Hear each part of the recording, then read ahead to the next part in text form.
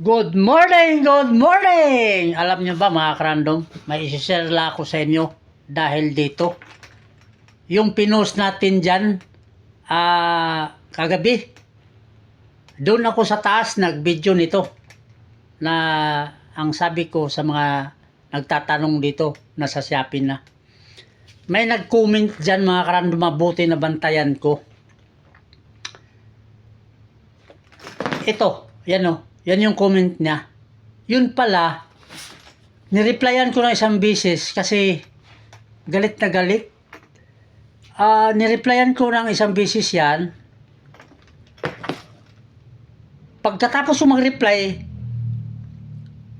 may natanggap akong notification. Bawal pala yung, baka bawal kasi ang nakalagay sa natanggap ko, protect your original content. So, ang ginawa ko, akala ko, mabigyan ako ng pinuntahan ko yung professional dashboard. Wala pa. So, dali-dali akong pumunta doon sa, dito, yan. Moderation assist. Yan. Kinuha ko na lahat yan para maprotektahan yung account ko. Kasi, dahil dito sa tao na to, ano bang tawag yan? Talagang tinitrigger niya ako para baka siguro gusto niya madali yung account ko. Feeling ko, itong tao na to, ito yung isa rin to siguro sa gumagaya sa account ng Shopee ng DB Magic Shop. Kasi galit na galit eh. Lagi ko kasi binabanggit mga karandom, lalo na yung ganito, na nasa Shopee na. At mag-ingat kayo kasi, maraming DB Magic Shop sa Shopee. Yan. Hindi ko sure kung yan yung dahilan. Kasi first time na nag-comment kagabi, siguro hindi na hindi na nakatiis.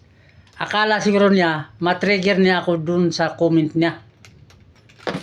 Kayo dyan pala, aywan ko lang, inantay ko kung mag-comment siya ulit dito sa video na to. Kasi kinuha ko na lahat yan. So, tingnan natin kung makapag-comment siya ulit na kinuha ko na yung 10 na yan, yung 10 na moderation assist na yan. Tingnan natin kung makapag-comment pa siya dyan. Kung makapag-comment pa siya dyan, at least, nakuha ko na yung 10 na 10 na kailangan doon sa moderation assist. So, ulitin ko. Yan, pare, ito. Pag napanood mo ulit, sana mali ako na isa ka sa gumaya ng pangalan ng DB Magic Shop. So, pag totoo na isa ka na gumagaya or isa ka na may account na ginagaya mo yung DB Magic Shop, araw-arawin ko na pagbanggit na nasa Shopee na to. So, magsikap ka na lang sarili mo. Kung totoo man na gumagaya ka, magsikap ka lang sa sarili mo. Huwag ka na manggaya. Kung hindi naman totoo, pasensya ka.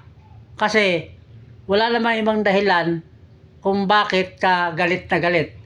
Or, sa mga nadismaya sa akin, baka gumawa ng fake account, gawin nyo ang the best para matrigger ako, no?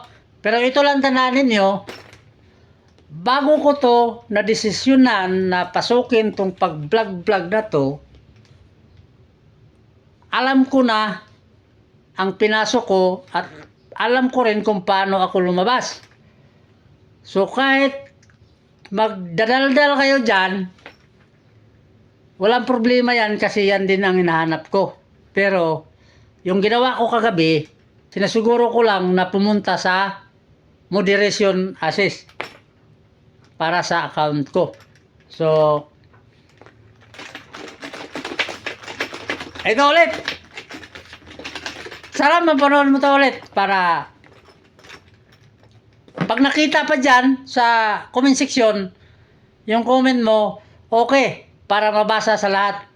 So, kagabi, hindi na yata makita. Ewan ko kung bakit hindi ko na makita. Ngayon, kung makita mo tong video na to, ito pa oh. Yan, malapit na to. Pag may dumating ng marami dito, baka iinit naman ang ulo mo nito. Yan. So dahil dyan, yan o, kayo na lang magbasa dyan sa comment na yan.